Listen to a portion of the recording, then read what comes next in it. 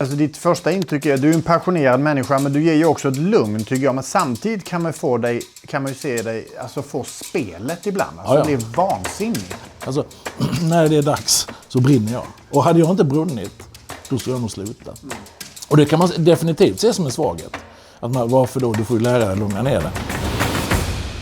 Föds man till ledare eller är det någonting som går att träna fram? Är det någon som kan svara på den frågan så är det nog Jan Andersson, förbundskapten i fotboll, som just skrivit en bok om just ledarskap.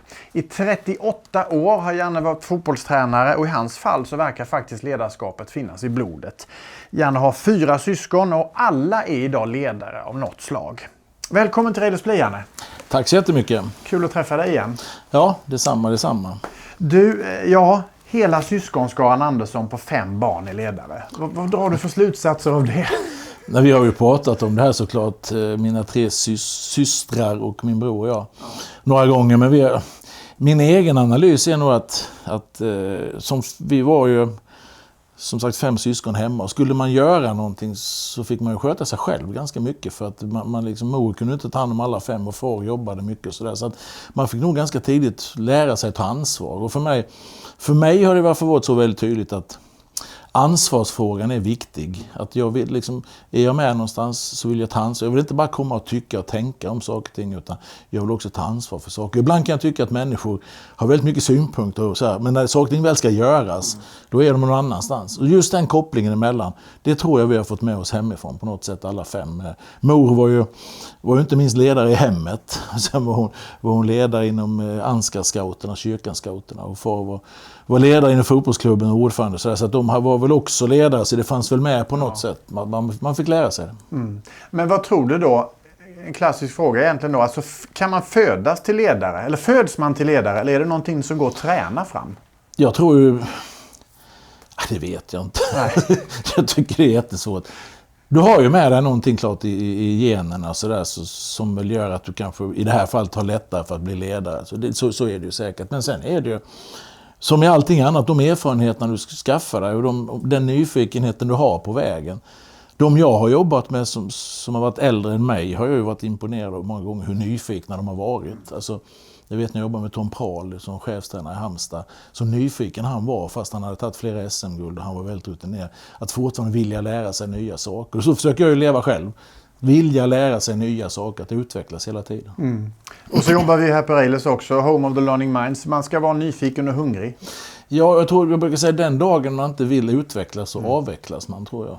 Det är min syn på det. Att vill man inte utvecklas så tror jag att då går det ut för. Du Janne, det är ju väldigt speciella tider nu med corona. Hur har det påverkat ditt ledarskap, skulle du säga? Inte mer än att jag varit väldigt frustrerad över att inte att få hålla på i aktivt ledarskap i samband med landskamper. Så det är nog mer det. Annars så... Jag har nog varit ganska frustrerad. Så ett tag var det alldeles tomt när fotbollen helt stängde. Och jag har hållit på med, som sagt, som du sa innan, det 38:e året. Och jag har alltid haft fotboll att förhålla mig till. Alltid haft matcher att förhålla mig till. Om jag så tränade Alets tjejlag eller jag tränade Laholm eller vad jag gjorde, så har det alltid varit matcher. Och då fanns inga matcher. Och den känslan var så konstig så man mådde, jag ska inte säga, många människor mår dåligt, så jag ska inte säga att jag mådde dåligt av det. Men det är klart det var en jättekonstig känsla. Och en liten frustration var det då tycker jag. Sen tror jag inte att mitt ledarskap i det större perspektivet har ändrats. Utan det är nog jag som alla andra, att man har fått lära sig något av att så här kan det faktiskt vara. Det hade vi sagt där för ett år sedan, så hade både du och jag skrattat åt det förmodligen. Men man har fått lära sig något av det som människa, och då påverkar det kanske ledarskapet också. Inte konkret. Man får ta fram FIFA-tv-spelet om man saknar matcher. Sånt löser inte jag spela tv-spel. Jag klarar inte det heller. Men du Janne, som ledare då, alltså EM sköts ju upp ett år, vad vi vet nu i alla fall. Hur har du som ledare då agerat för att motivera spelarna? På något sätt, det kan ju vara det största som händer i en spelars karriär, att få spela ett internationellt mästerskap. Och sen så skjuts det på framtiden och så vet man inte riktigt hur det ska gå. Det blir ju konstigt, och det är konstigt. Alltså, man kan väl säga att nu är det ju så märkligt till och med att som förbundskapten så träffar jag inte spelarna på det sättet under den här perioden, eftersom vi inte hade några landskamper. Däremot var det ju flera spelare som tidigare hade deklarerat att EM som skulle gå till sommar var deras sista mästerskap, och sen skulle de släppa landslaget. Men alla de sa ju direkt att vi vill vara med ett år till. Och då får jag frågan väldigt ofta, så blir de bättre eller sämre? Och är det bättre för Sverige? För nu kommer det unga spelare. Så, ja, det vet vi efteråt. Man vet inte det innan. Så vi får se. Det man vet är att vi får längta fram till nästa sommar och det mästerskapet. Och så får vi se hur det kommer att arta sig då. Det känns ju fortfarande som att det finns frågetecken kring det mästerskapet också, om man ska vara ärlig. Så vi får se. Du har ju varit ledare då, som vi har konstaterat nu, i 38 år. Har du någon gång tvivlat på ditt ledarskap? Nej, inte på ledarskapet. Däremot kan jag väl, när man förlorar matcher i fotboll, inte nu i Nations League, för det här tycker jag att vi har gjort det tillräckligt bra. Men om man har varit inne i perioden när det är tagit emot och man liksom, då har man tvivlat på sig själv och sitt tränarskap kanske då. Alltså, spelar vi rätt? Hur ska jag liksom nå ut? Vad ska jag förändra fotbollsmässigt då? Den delen har jag nog tvivlat i ett antal gånger. Men däremot att jag ska vara ledare i någon form och att jag har en fallenhet för det, att jag känner mig trygg i min roll som ledare. Det kan jag nog inte säga att jag har tvivlat på det sättet. Sen har jag lärt mig grejer, men jag kan inte komma ihåg att jag liksom tvivlar, ska jag sluta med det här och vara ledare? Nej, tvärtom. Jag har triggats av saker och ting hela tiden och har landat i mig själv på ett sätt idag som jag känner mig enormt trygg. Jag har ju kanske det mest utsatta jobbet utifrån vad folk tycker och tänker. Men jag är väldigt lugn i det. Jag är jättelugn i det. Så jag känner mig väldigt ostressad i det. Och det känns skönt. För att där finns det ju en klar likhet med den branschen som vi befinner oss i, det vill säga näringslivet. Där är det ju resultat som räknas, precis som det är för dig. Ja, det är resultat. Det handlar om det till sist alltså. Så är det. Men för mig är det ju, processen är ju, jag tycker det är så roligt att jag är så processinriktad, att försöka utveckla saker, hela tiden lära mig, få folk att förstå, så går vi framåt hela tiden. Och det kan man göra även om man förlorar matcher i fotboll. Men det är klart, du får inte förlora för många för länge, för då blir det inte bra. Va? Men du kan även lära dig saker och förluster och gå vidare och utveckla sig i det. Så att jag ser utveckling och process. Jag tittar mer på det än på resultat. För det är lätt till att bli resultatblind, och då tror jag inte man gör det lika bra. Det viktiga är vad man gör. Sen blir det ett resultat. Men vad ska vi göra? Hur ska vi spela? Hur ska vi bete oss? Där lägger jag fokus. Och sen får det bli ett resultat. Och och ibland är det viktigt bara att fatta beslutet också. Det får ju inte dras för mycket i långbänk heller. Nej, så är det bättre att fatta ett beslut än att kanske inte göra det eller dra det ännu längre fram. Jag tycker så. Och jag hör ju, jag brukar säga att jag jobbar med fotboll, så jag är inte ute i verkligheten. Men jag hör ju från kompisar och vänner och släktingar och andra som är ute i verkligheten, som säger att det är ganska vanligt att man inte får besked eller man drar ut på saker och ting. Och jag tycker att en ledare på den här boken, vad ska vi göra nu? Liksom, det är ju ledarens uppgift, det är chefens uppgift att peka ut riktning. Sen ska vi göra det tillsammans. Men att ge besked och vara tydlig, och ibland kan det vara bättre att du får ett negativt besked än att du inte får något besked alls. Så att du har någonting att förhålla dig till, än att du ska gå och fundera och söka och så här. Så att jag tror beslutsfattande är en jätteviktig del. Hade du kunnat skriva den här för 30, alltså om du hade jobbat som tränare i 30 år eller 25, eller liksom varför just nu? Vad var det som kände att du var mogen just nu för att skriva? Det är ren slump. Jag höll en föreläsning som jag gör ibland, och efter föreläsningen så kom det fram en man och presenterade sig som förläggare och sa att det här tycker jag var bra, det bör du skriva en bok om, sa han. Och då blev jag så skriva en bok, det har jag liksom aldrig haft en tanke på. Sen fick det börja växa, och så Henrik Jonsson som jag är kompis med och som gör en del sådana här jobb, så vi bestämde oss för att göra det. Det har varit en jätterolig process, jätteroligt att göra då. Samla alla tankar man hade, det man har pratat om i olika, och få ner det. Så att processen har varit rolig, och jag tycker själv att jag kan stå för boken. Den är min bok. Alltså jag står för det som står där på det sättet. Och det känns jätteskönt att det blev så. Sen om andra tycker det är tillräckligt bra, det vet jag inte. Det är roligt om de tycker det är bra, men jag står för. Ja, vad jag har sett så har ni mottagits väldigt väl. Janne, en grej som jag också vet är väldigt viktig för ditt ledarskap, det är förberedelse. Varför är det så viktigt att vara förberedd? Och det gäller ju inte bara fotboll såklart. Nej, men det är generellt ju. Ja. Alltså, är man förberedd, då kan man kan vara flexibel och man kan vara alla de andra. Men har man inget att bottna i, alltså om man inte förberett saker och ting, då har du något att förhålla dig till. Och då kan vi välja, okej, nu har vi förberett så här, men nu blir det inte riktigt så. Då är det lättare att välja nästa väg. Men du kan inte bara leva på flexibilitet och på improvisation, utan det måste finnas en grund att stå på. Så att jag har ju 3 mantra, det är förberedelse, det är organisation, det är attityd, som jag pratar om i landslaget idag. Att förberedelse, allt vi gör innan match. Organisation, hur är vi organiserade när det är dags för match? Och sen vår attityd, vår gemensamma attityd. Och det här är grejer, jag brukar säga, att man ska vara bra på det som är gratis. Att ha en bra och schysst attityd, det är helt gratis. Det kostar inte en spänn. Då kan man aldrig skylla på att det landet de har 80 miljoner invånare eller det företaget har så mycket större budget än vad vi har. Det finns ingen annan att du inte ska ha en bra attityd. Det är helt gratis. Så att de 3 grejerna pratar jag mycket om. Och förberedelse är ju ett mantra för mig. Förberedelse. Och som sagt, då kan man improvisera. Sen tänker jag, alltså när du får in nya, i ditt fall då spelare i gruppen, men det kan ju vara att någon börjar på ett nytt jobb, man får in en ny i gruppen.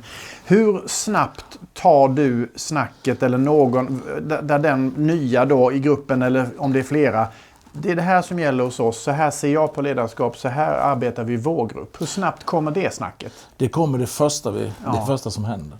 Varje samling vi har så börjar jag alltid med det snacket. Inför alla. Så att är du ny så får du höra det första gången. Har du varit med 4 år så har du hört det 20-25 gånger kanske.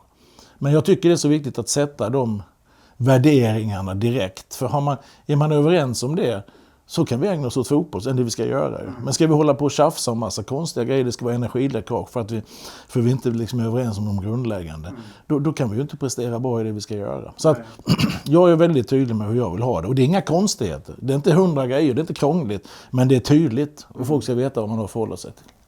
Kan det vara en åldersrelaterad grej också? Jag tänker nu när du kommer in yngre spelare som knappt är 20 liksom, och så är det någon som Granqvist har varit med länge och är en bit över 30 och så vidare som har en annan. Alltså märker du att yngre ser på det här med att foga in sig i gruppen på ett annat sätt kanske än vad folk som är lite äldre? Eller du märker ingen sånt? Nej. Jag tycker inte det.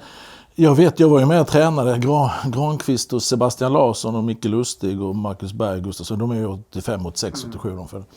Jag var ju tränare med som assisterande tränare i Allsvenskan när 80-talisterna kom fram. Och då sa man att de här 80-talisterna nu, de är mycket mer individuella och de är mycket mer så. Sen kom 90-talisterna och nu kommer 00-orna då, 00-listerna om man säger. Och det har varit samma resonemang, de här unga som kommer nu, de har en annan syn och de tänker mer på sig själva. Alltså, alltid varit så. Ja. Men är du fotbollsspelare, tittar vi på de unga vi har då, de har ju redan nu varit ute och varit proffs ett par. Och de kommer ju, alltså i deras klubblag, där är också ordning och reda. Ja. De har också klart för sig hur de ska spela och hur de ska bete sig. Det är inte så att vi kommer med något helt nytt, utan de är inskolade i systemet. Sen är det lite annorlunda hos oss än vad det är hos klubblaget. Och det är det som är så viktigt, att hos oss gör vi så här, oavsett vad du gör i klubblaget. På planen och utanför planen så gör vi det så här hos oss. Och att det blir tydligt. Och det är viktigt för mig. Ja, det är en tydlighet då. Hur är du på att ge beröm då? Är du bra på det? Har man läst min bok så... Jag är bra på att ge beröm till spelare. Så där, men jag ställer höga krav på mig själv och på min omgivning. Jag brukar säga, jag brukar ta Mats med målvaktstränaren som exempel. Han är ju med för han är duktig. Han kan ju det. Han är jätteduktig på det han gör. Och det är därför jag rekryterat honom. Om han då gör grejer som är bra, då är det ju normalläge för mig.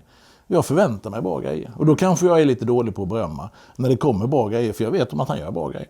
Där skulle jag kunna berömma lite mer. Han sa på skoj någon gång här, jag tror att det var första gången sedan 2016 då berömde mig, sa lite med glimten i ögat. Men däremot har jag har ju lite svårt för de här miljöerna där det ska vara så himla klämkäckt. Alla ska vara så glada och det är tummen upp. Och där alltså, berömmet blir urvattnat. Det tycker jag är värre så att säga. Jag tycker, gör vi grejer så ska vi göra det bra. Det är normalläget helt enkelt. Men sen kan det ju också dyka upp då hot eller hård kritik mot ens ledarskap. Det har ju hänt dig också mer än en gång. Hur agerar du då på något sätt? För då dels är det ju dig själv, det är kanske du som får kritik, men det kan ju också handla om vad händer i gruppen med det här och så vidare. Absolut.